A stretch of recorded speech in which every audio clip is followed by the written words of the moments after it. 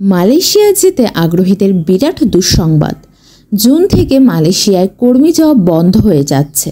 তবে পরবর্তীতে কিভাবে কর্মী যাবে, কি করণীয় এবং শ্রমবাজার পরিস্থিতির নানা বিষয় নিয়ে মালয়েশিয়ার সঙ্গে যৌথ ওয়ার্কিং গ্রুপের বৈঠকের আহ্বান জানিয়েছে প্রবাসী কল্যাণ ও বৈদেশিক কর্মসংস্থান মন্ত্রণালয়।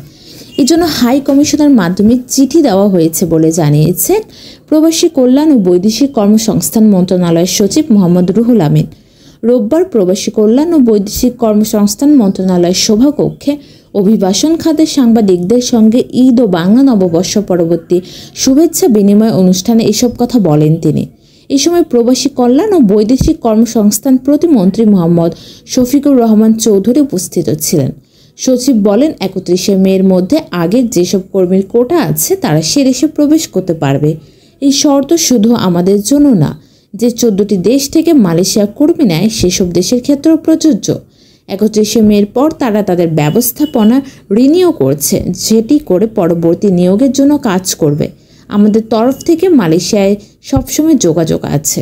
আমরা বাংলাদেশ হাই কমিশনের মাধ্যমে তাদের চিঠি পাঠিয়েছি। আমাদের যে যৌথ ওয়ার্কিং গ্রুপ আছে সেটার একটা সভা আমরা করতে চাই। তাদের পরবর্তী পরিকল্পনা আমাদের বোঝার দরকার আছে, সেভাবেই আমাদের কার্যক্রম নিতে হবে। শ্রমবাজারে যেসব সমস্যা আছে তা নিরসনে দেশটির পরবর্তী যে নীতিমালা তৈরি হবে সেখানে সেসব বিষয় নিশ্চিত করতে হবে। আমরা সেজন্য ওয়ার্কিং গ্রুপের সভা করতে চাই। আগামী মে মাসের মধ্যে সভা করার প্রস্তাব জানিয়েছি।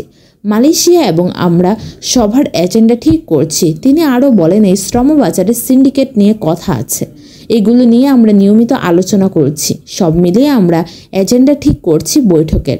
আমরা মে মাসের মধ্যেই বসতে চাই, তবে মালয়েশিয়ার সরকারের উপর নির্ভর করছে কবে নাগাদ বৈঠক হতে পারে।